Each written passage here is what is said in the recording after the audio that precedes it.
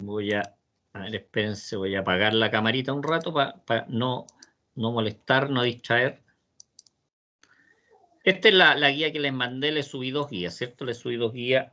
Esta es la que tenemos que ver hoy día y la otra es la que vamos a empezar a manejar, a trabajar la próxima semana. Muy bienvenidos, chiquillos, si ustedes leen antes, si ven antes lo que son las guías, por eso yo la mando siempre antes, la guía. Bienvenidos, ¿cierto? Porque uno después cuando ve de nuevo, si uno lo ha leído, ve de qué se trata después, el grado de maduración es más rápido, ¿cierto? El grado de aprendizaje, de entendimiento de los conceptos es más rápido, así que los invito a que echen una miradita en lo posible este fin de semana de la otra guía que tiene que ver con los análisis nodales. Ya, vamos aquí a ampliar la imagen. Bueno, los dipolos, ¿cierto? Lo que tiene que ver con la formación y también el análisis de los circuitos eléctricos. Estos son algunos de los conceptos que vamos a ver. Ya, definición de dipolo eléctrico, característica corriente-voltaje. Dipolos equivalentes, dice asociación de un dipolo activo y un dipolo pasivo. Obviamente tenemos que entender qué representa cada uno de ellos. Dice nociones de circuitos eléctricos. Dice condiciones impuestas a las uniones de dipolo. Ahí tenemos que conocer, bueno, ya lo conocemos, lo que es la ley de Kirchhoff, tanto de los voltajes como de las corrientes. De hecho entró un ejercicio de ¿cómo se llama? De ley de Kirchhoff de las corrientes en la prueba. Harto lo respondieron bien ese ejercicio y lo que son los elementos activos y pasivos, tanto reales como ideales. Vamos viendo qué es lo que es la definición de un dipolo. 2 polos. Por eso es dipolo. Dentro de lo que van a ver ustedes más adelante en análisis de circuitos están los cuatripolos. Eso quiere decir que tienen 4 polos, que sirve para los análisis de línea de transmisión, por ejemplo. Dice, se llama dipolo eléctrico a todo elemento o grupo de elementos, ¿cierto? Un conjunto de elementos, un circuito que presente 2 terminales accesibles. Acá tenemos, por ejemplo, este puede ser un circuito, esto celestito. Tenemos un ingreso de corriente, tenemos una diferencia de voltaje entre A y B. Por lo tanto, de este circuito salen lo que son los 2 polos. A esto le estaríamos llamando dipolo.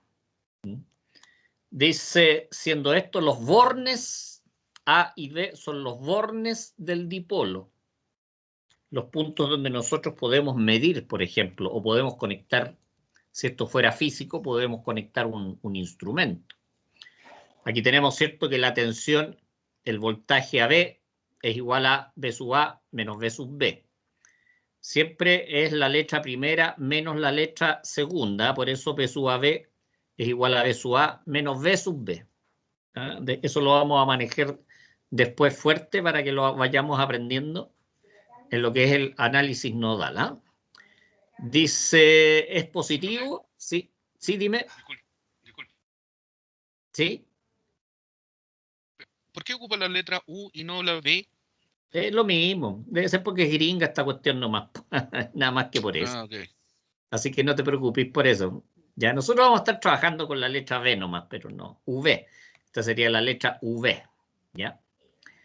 Pero tiene que ver con eso nomás, nada más. Ya. Sigamos, dice. I sub AB es positivo si el dipolo es recorrido de la corriente si va desde el punto A hasta el punto B. Bueno, la potencia, ¿cierto? Nosotros sabemos que es el voltaje por la corriente. Aquí es en el tiempo, ¿cierto? Porque podría estar variando lo que es el voltaje, podría estar variando lo que es la corriente en el tiempo, por lo tanto, en un punto, en un t igual 5 segundos, 3 segundos, ya ahí hay una potencia que también podría ser variable en función de la variabilidad del voltaje y de la corriente, y eso ocurre obviamente en lo que es la corriente alterna, porque la corriente, el voltaje van variando en una sinusoide. Tenemos los dipolos que son pasivos o receptores, dice, los que consumen energía. Esos son los receptores o pasivos y tenemos los activos, ¿cierto? O generadores, que son los que entregan energía. Por un lado, en un circuito tenemos elementos que consumen, reciben la energía, por ejemplo, una bobina, lo que hace es recibir energía y almacenarla en forma de campo magnético. Eso es lo que hace la bobina, ¿te fijas? Por lo tanto, es un consumidor, ¿no? Es un dipolo pasivo en ese sentido. Aquí tenemos la representación gráfica de la intensidad de corriente, de lo que es la corriente en función del voltaje, ¿cierto? La corriente en función del voltaje. Aquí vamos a tener la variabilidad, ¿cierto?, del voltaje en cualquier punto. Dice característica típica de un dipolo activo. ¿Ah? Estos son los que entregan energía. Y aquí tenemos característica de un dipolo pasivo, los que reciben, los que consumen energía. Dice, si vamos a hacer analíticamente, ¿cierto? La corriente, de acuerdo a estas curvas, sería en función del voltaje, ¿eh? Y en este caso la tensión sería en función de la corriente. Obviamente los valores aquí van a depender si es un condensador, si es una bobina, si es una resistencia. Algo ya estuvimos viendo de eso, ¿cierto? Cuando vimos el tema de los fasores, quién está en adelanto respecto de quién, ¿cierto? El voltaje, la corriente. Acá tenemos dipolos equivalentes. ¿Cómo podemos saber si el dipolo C1 es equivalente con el dipolo C2, ¿cierto? Cuando tenemos la configuración del circuito interna puede ser muy distinta, pero van a ser equivalentes si sus características son iguales, están las características de corriente, voltaje. ¿Se fijan? Acá tenemos lo que son las curvas corriente, voltaje de ambos dipolos, por lo tanto en este caso serían equivalentes porque son iguales sus características. Dice, dos dipolos son equivalentes y sus características son iguales. Pues es lo mismo que estábamos viendo recién, vimos la gráfica.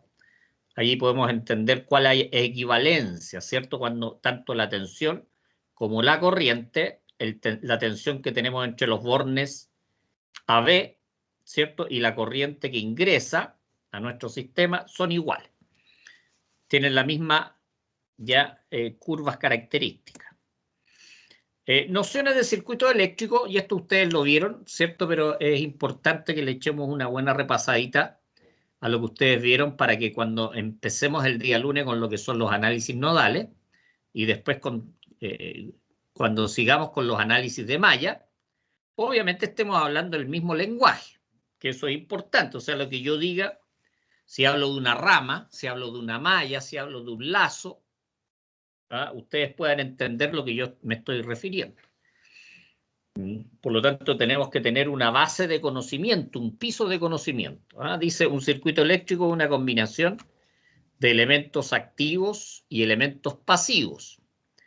Dice, conectados por sus terminales, que contiene al menos un camino cerrado por el que circula una corriente eléctrica, ¿cierto? Este sería más o menos un circuito eléctrico que tenemos varios elementos activos o pasivos, ¿cierto? Que están conectados, que pueden estar en serie, pueden estar en paralelo, o también hay otra configuración que no sé, no creo que la hayan visto, que es delta, o en estrella, también el delta se le llama triángulo, que es una forma de conectar, ¿cierto? Los elementos pasivos. ¿Ya? Sigamos viendo, ¿qué es lo que es un lazo? Dice, es cada uno de los caminos cerrados por donde se establece la corriente eléctrica. Por ejemplo, en este caso, el lazo sería A, B, D, F, E, C. Más o menos ese sería lo que es un lazo. Una malla dice, esta sería una malla, por ejemplo, la interna. La interna, este sería el lazo, la externa, para diferenciar un poquitito la diferencia entre lazo y malla. Dice, es un lazo que no contiene a otro. Un lazo que no contiene a otro. O sea, por lo tanto, este también se podría definir como lazo, pero no tiene ninguna otro lazo interno. Por lo tanto, lo consideramos una malla. ¿Sí? Entonces ya habrían dos mallas y un lazo, ¿cierto? En ese circuito. Claro, exactamente. Habrían dos mallas y tres lazos. ¿Tres lazos? Sí, Ah, lo que ya. pasa es que, Se cuenta como circuito cerrado, entonces sería como claro, Ah, ya, entiendo. sí, Gracias. habrían dos mallas, una malla, dos mallas y tres lazos. Este sería un lazo también, ¿cierto? Sería una malla y sería un lazo. Este también sería una malla y un lazo y obviamente el externo. ¿Ya? Ahora nosotros vamos a trabajar con corrientes de malla. Por lo tanto, vamos a trabajar con las corrientes que se den aquí internamente, ¿eh? en cada uno de las mallas. Para ir entendiendo. Ahí tenemos, ¿cierto? Ahí la representación. Ahí tenemos cómo van conectados, ¿cierto? Los diferentes elementos ahí destacándose. Dice ramas. Espérense que estamos acá. Las ramas. ¿Qué es lo que es una rama? Dice, son parte de un lazo que contiene uno o un grupo de elementos dipolos en serie y representa dos terminales. Por ejemplo, este podría ser una rama. Este podría ser una rama. ¿Ya? Ahora, conexión dice, son los puntos donde se unen dos elementos. Por lo tanto, este puntito que tenemos acá sería la conexión entre estos dos elementos. Pero por lo tanto hay que tener claro lo que es una malla, hay que tener claro lo que es un lazo, hay que tener claro lo que es una rama, porque son términos que vamos a estar hablando. Y cuando están conectados, ¿cierto? Estos dos elementos están conectados. Por lo tanto, para entender gráficamente un poquitito de qué vamos a estar hablando. ¿Cuáles son los nodos o los nudos? Nudos. Dice, son aquellos en que confluyen tres o más ramas. Por ejemplo, aquí tenemos un nudo. Aquí tenemos un nudo, estaría confluyendo esta rama, estaría confluyendo esta rama, estaría confluyendo esta rama. Por lo tanto, cuando hablemos de análisis o el método de nudos o de nodos, porque el material que les mandé habla de nodos, pero es lo mismo, un nudo que un nodo.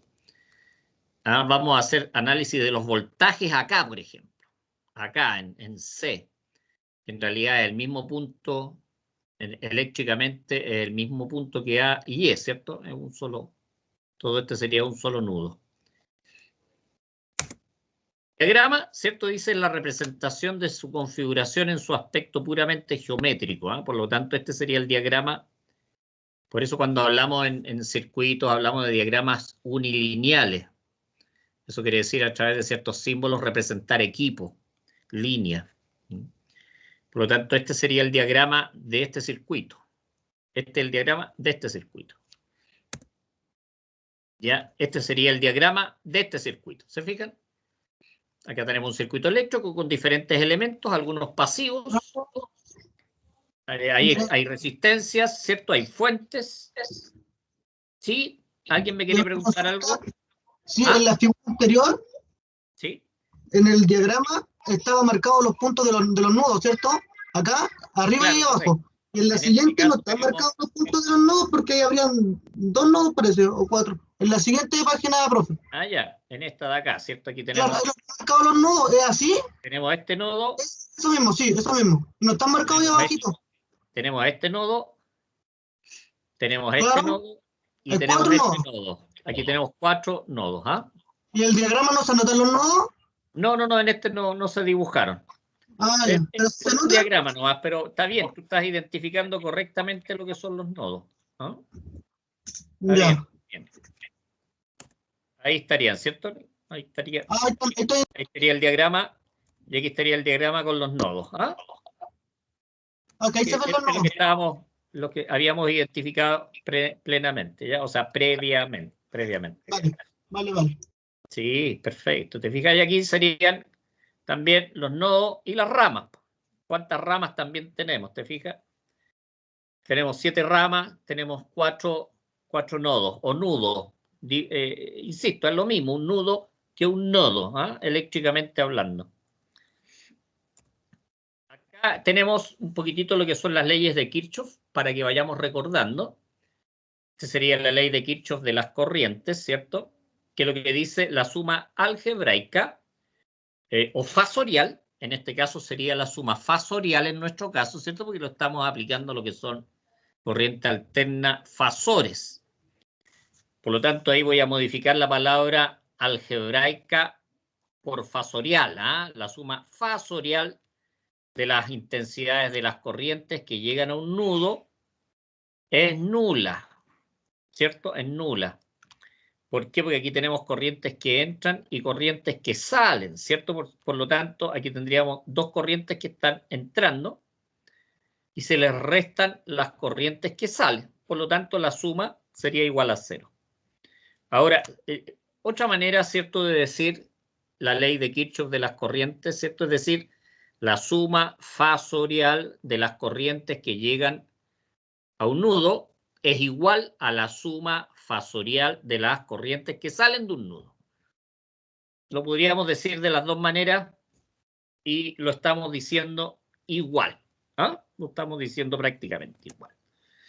Acá tenemos, ¿cierto?, lo que es la ley de Kirchhoff, pero ahora de los voltajes. Ojo. Esta ley la vamos a ocupar para lo que son los análisis de nudo. Análisis de nudo, la ley, ¿cierto?, de Kirchhoff de las corrientes. Y también tenemos la ley de Kirchhoff, ¿cierto?, de los voltajes, que esta la vamos a ocupar cuando hagamos análisis de mallas. De acuerdo a lo que ustedes me dijeron, algo alcanzaron a ver, algo lo alcanzaron a nombrar. Está bien, está bien. Vamos a partir con esa base para hacer los ejercicios. Por lo tanto, la suma de todas las tensiones, ¿cierto?, que pueden ser caídas de tensión en algunos casos o aporte de tensión en caso de que sean fuentes, ¿cierto?, fuentes de voltaje. Pero la suma dentro de una malla, en este caso, esta sería una malla, sería 0, ¿cierto? La suma de las tensiones es 0. ¿Ah? Por lo tanto, repito, tenemos la ley de Kirchhoff de las corrientes que la vamos a aplicar al método nodal y tenemos la ley de Kirchhoff de los voltajes que lo vamos a aplicar al método de malla. ¿Ah? Que son ese material todavía no les mando. ¿Ah? Todavía no les mando el material del análisis de mallas, pero ya se los voy a mandar en su debido tiempo. Elementos activos y pasivos, ¿cierto? ¿Cuáles son los pasivos? Acordémonos que son los que recepcionan o disipan energía, el caso de una resistencia. La resistencia recibe energía y la disipa en forma de temperatura. ¿Ah?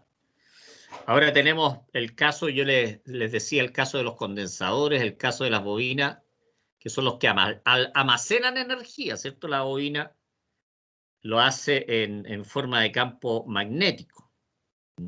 Ahora, los condensadores y las bobinas, ojo, esos funcionan como tal con corriente alterna, no con corriente continua, porque con corriente continua una bobina se comporta como cortocircuito y un condensador se comporta como circuito abierto. Estoy hablando en corriente continua. ¿Cuáles son los elementos activos? Dice, producen una excitación en la red a la que se conectan. Por lo tanto, son fuentes. Son fuentes de corriente, fuentes de voltaje. En algunos casos, acordémonos que son dependientes. En otros casos son independientes. ¿Cuáles eran las dependientes? ¿Cierto? Que incluso entró en la primera prueba, las dependientes son las que dependen de otro elemento del circuito. Esas son las dependientes o controladas, para que vayamos haciendo un repaso. Bueno, ¿cuáles son los elementos activos y pasivos?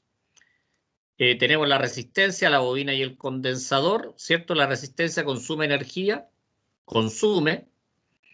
dice la bobina, almacena energía en su campo magnético y el condensador almacena energía en su campo eléctrico. ¿Ah? Por una parte tenemos magnético y por el otro lado eléctrico. Tenemos cuáles son los elementos activos, ¿cierto? Tenemos las fuentes de tensión, dice mantiene una diferencia de potencial en sus bornes. Y las fuentes de intensidad o las fuentes de corriente producen corriente eléctrica.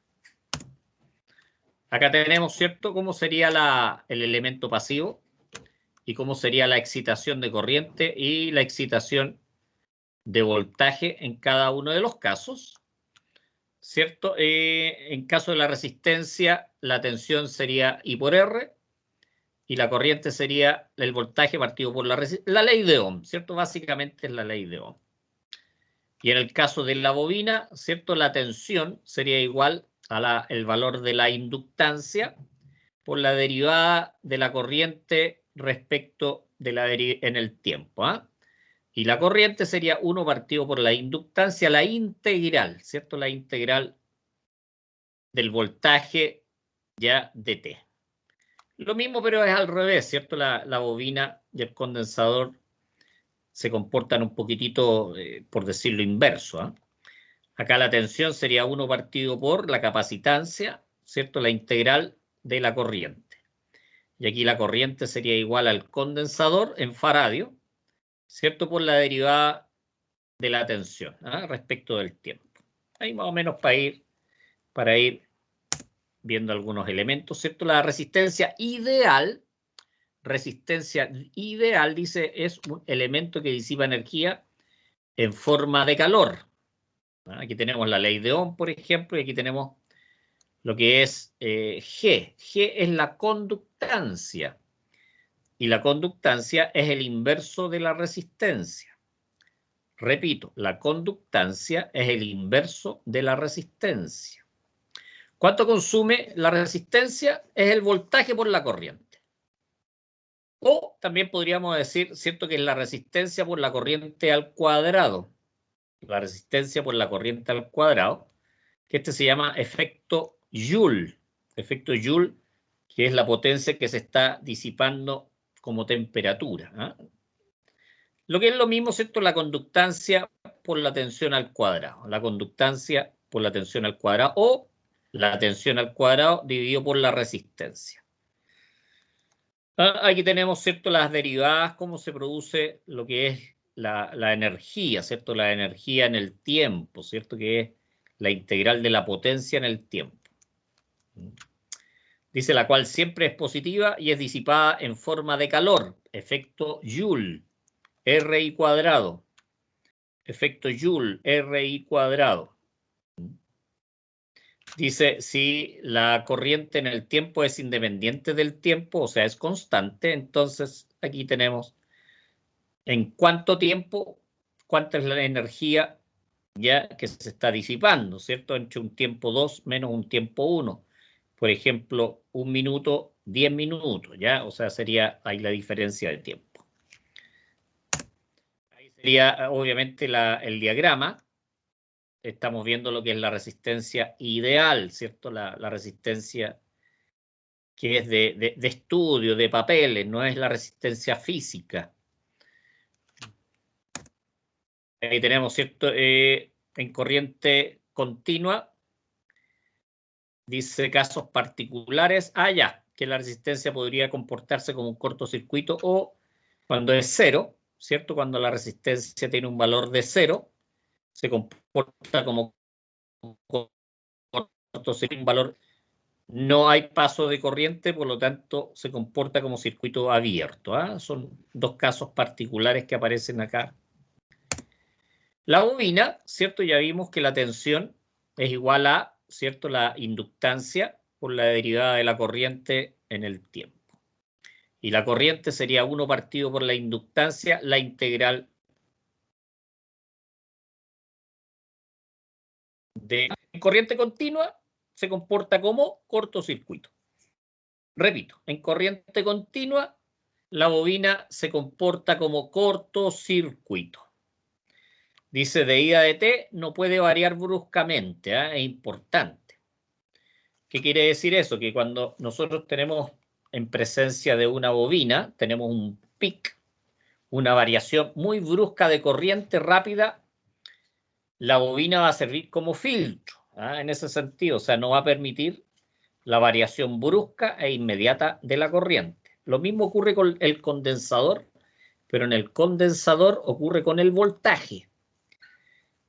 En el caso de la bobina ocurre con la corriente y en el caso del condensador ocurre con el voltaje. Bueno, ahí está lo que es la potencia, ¿cierto? Y lo que es la energía en el tiempo.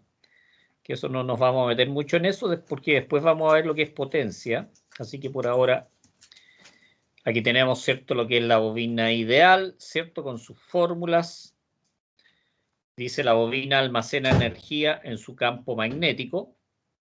dice la bobina, cede energía almacenada en el campo magnético. Por lo tanto, la bobina, ¿cómo se comporta? Como un receptor de energía magnética, por decirlo así, y también la entrega, dependiendo si la corriente está en positivo o en negativo. Condensador.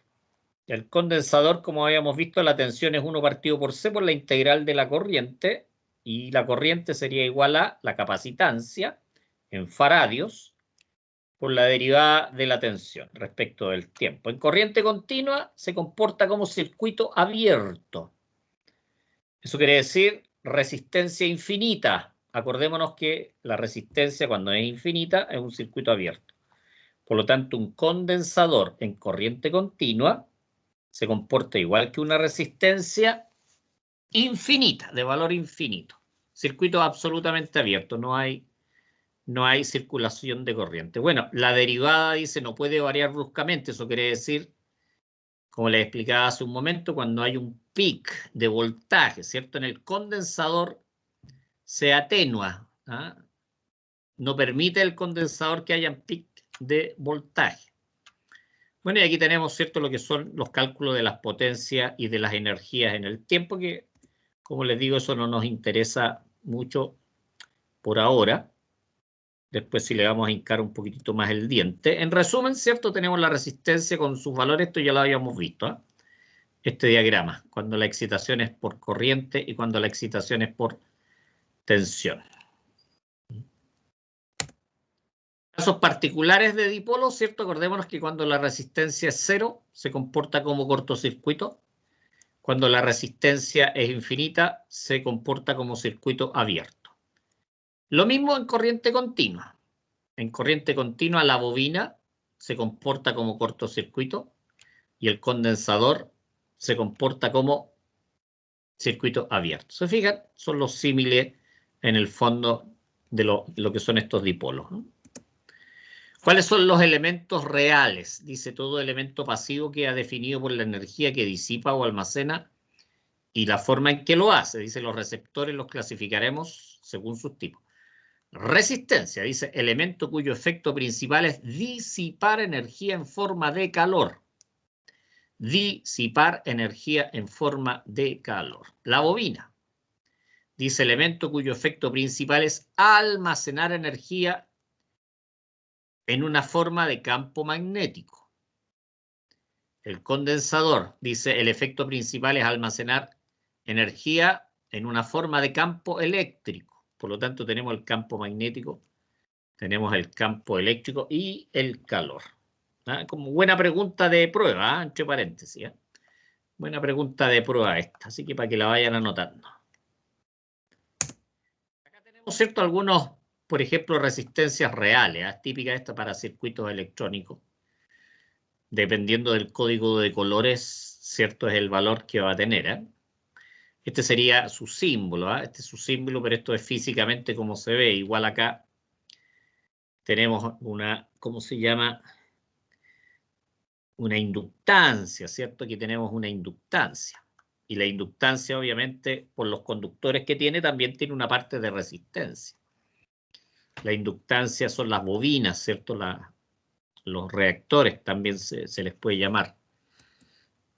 Bueno, aquí tenemos la resistencia, 11 ohms, ¿cierto? Por lo tanto, la potencia máxima, de acuerdo a sus particularidades, ¿cierto?, es 1/4 de watt. Acá tenemos resistencia de 11 ohms, después de conectada a una pila de 9 volts. Estamos viéndolo. Bueno, acá tenemos, ¿cierto?, una resistencia que se coloca bajo el piso para generar lo que es la losa radiante, ¿cierto? Eso quiere decir, a través de la disipación de temperatura, calentar el piso, y poder, obviamente, tener calor se ocupa mucho en los hoteles, por ejemplo, lo que es la losa radiante. Aquí dice suelo radiante. Termoflor, ¿cierto? O sea, piso térmico. ¿Qué es lo que se eligen acá? Las potencias y el voltaje, para dar una cierta caracterización. Dice, tan solo 3 milímetros de espesor, dice 150 watts por metro cuadrado. O sea, no son de bajo consumo. Acá tenemos, ¿cierto?, un convector eléctrico, convector, ¿cierto? En términos más simples, ¿cierto?, es un calefactor, ¿eh? Para uso doméstico y comercial, ¿cierto? Bueno, se enchufa, tiene resistencias adentro y por el efecto de convección, eso quiere decir aprovecha lo que son el movimiento del aire interno para producir la dispersión de la temperatura para poder calentar ciertos espacios. Tenemos los conductores, ¿cierto? Tenemos acá lo que son resistencias. Acá tenemos multiconductor. Este es un conductor tripolar. Tripolar, porque tiene 3 polos. Ya que estamos hablando de los polos, ¿cierto? Esto es monopolar, un solo polo, monopolar. Este también sería tripolar, ¿cierto? Acordémonos que acá tenemos lo que es fase, lo que es neutro y lo que es la tierra, ¿cierto? La conexión de puesta a tierra. Estos son reales, ¿cierto? Es lo que nosotros vemos cuando hacemos instalaciones del tipo eléctrica. Acá tenemos las bobinas, toroides, ¿cierto? Estos se les llaman los toroides, que tienen un núcleo magnético, y alrededor de ellos, ¿cierto?, tenemos enrollado lo que son alambres de cobre normalmente. Y aquí tenemos lo que son las bobinas, que se ocupan en motores, se ocupan en transformadores, también en sistemas de medida, transformadores de potencial, transformadores de corriente. Aquí tenemos los condensadores típicos, ¿cierto?, con la forma que tienen, los típicos condensadores. También se instalan muchos condensadores en las industrias, ¿cierto?, para corregir el factor de potencia y con eso mejorar la instalación, ¿cierto? Y no pagar recargos por mal factor de potencia. Se ocupan mucho los bancos de condensadores también en las líneas de distribución para mejorar los niveles de voltaje. Cuando los alimentadores son muy largos, de 10 kilómetros, 20 kilómetros, un alimentador en media tensión. Eso sería, chiquillos, la clase de hoy día. Como les decía, una clase completamente instrumental, ¿cierto? Porque varios de los conceptos que vemos acá, lo que son las mallas, lazos, nodos, leyes de Kirchhoff, corrientes, leyes de Kirchhoff, voltaje, que es lo que es un dipolo, un tripolo, un cuadripolo, ¿cierto? Todo eso lo vamos a ocupar a partir del lunes, cuando hagamos análisis nodal. Ya les subí la materia, así que si la pueden ver antes, mucho mejor, ¿cierto? Porque así van a aprender más rápido el día lunes los conceptos. Esa es la idea. ¿Hay alguna consulta, chiquillos, sobre esto que acabamos de ver? ¿Alguna duda?